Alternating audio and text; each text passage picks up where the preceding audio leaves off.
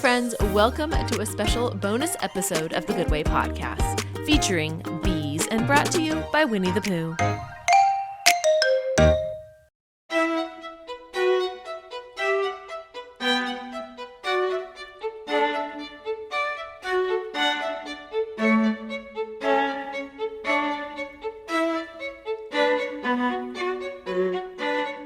The Bee by Emily Dickinson. Like trains of cars on tracks of plush, I hear the level bee. Ajar across the flowers goes, their velvet masonry. Withstands until the sweet assault, the chivalry consumes, while he, victorious, tilts away to vanquish other blooms. His feet are shod with gauze, his helmet is of gold, his breast a single onyx with chrysoprase inlaid. His labor is a chant, his idleness a tune. Oh, for a bee's experience of clover's end of noon.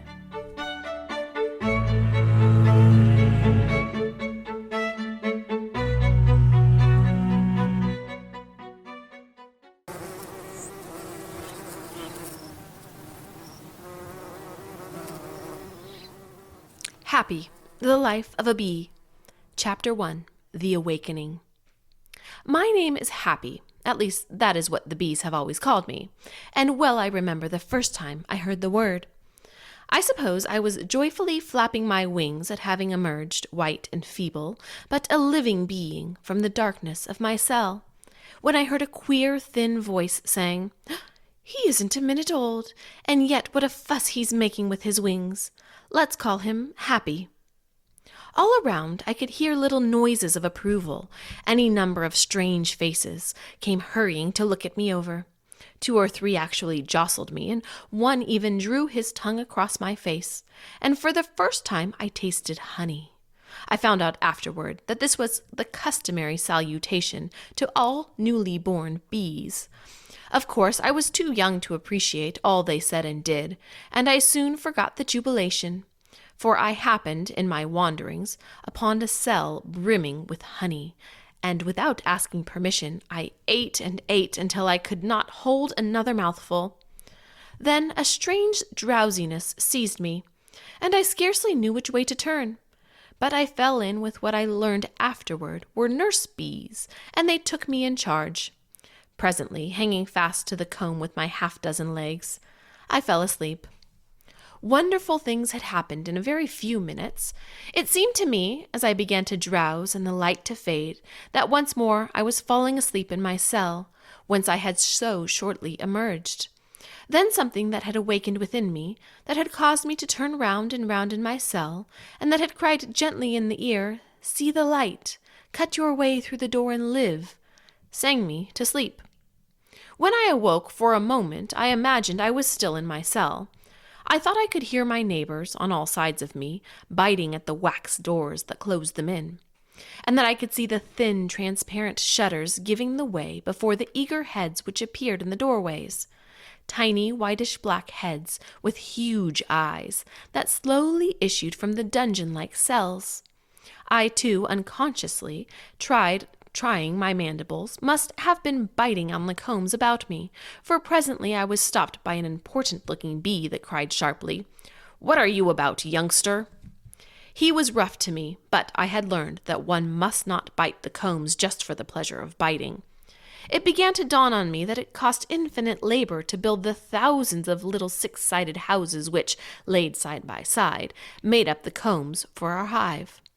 And almost before I knew it, I came to have vast respect for all the things I could see about me, for the things I felt lay out there in the unexplored depths of our home, and for the things which existed only in the consciousness of the colony.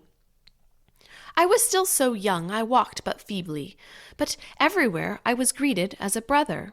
Some of the little fellows climbed over me in their hurry. Some of them, hustling about me, almost knocked me from the combs, and one actually stopped me, mumbling something I could not understand, but his meaning was soon made clear. I suppose he said, I see you are a novice. You have on your swaddling clothes. This will never do. I must clean you up." Whereat he proceeded, in spite of my protest, to lick me all over and rub my legs and body, saying, This white powder must come off. You can't stand here looking like that. You must get busy and be a real bee."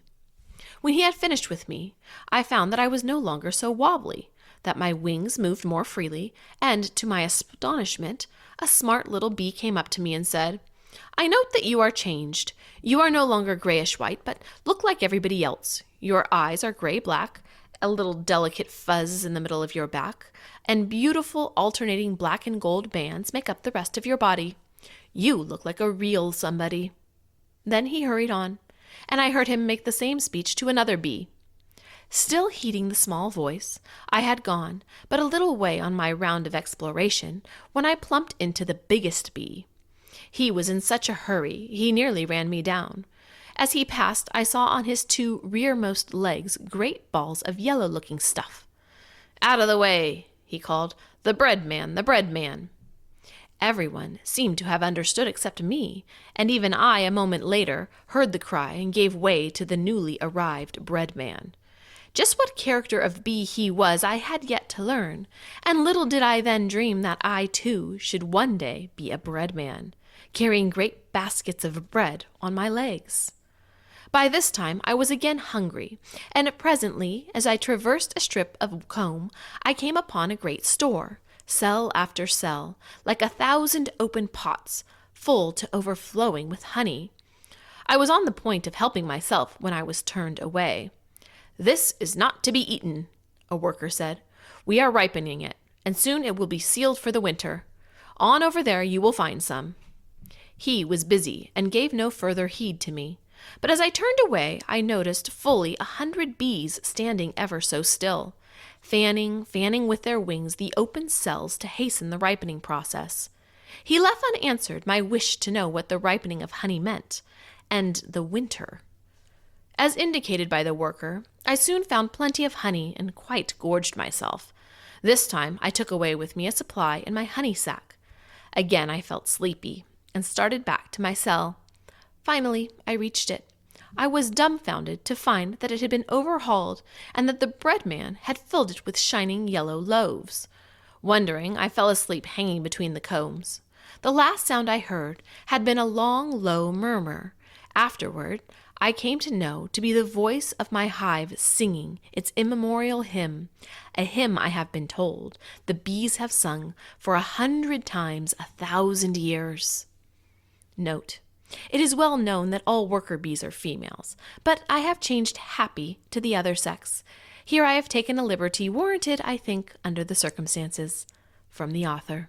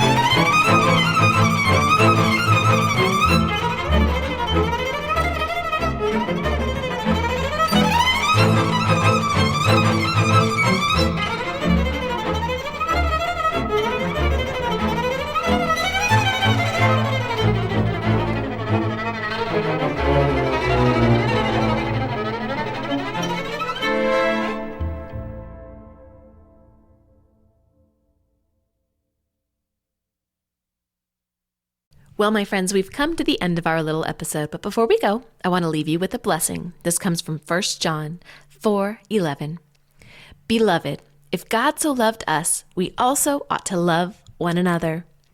Till next time, don't forget to look for the good way and walk in it.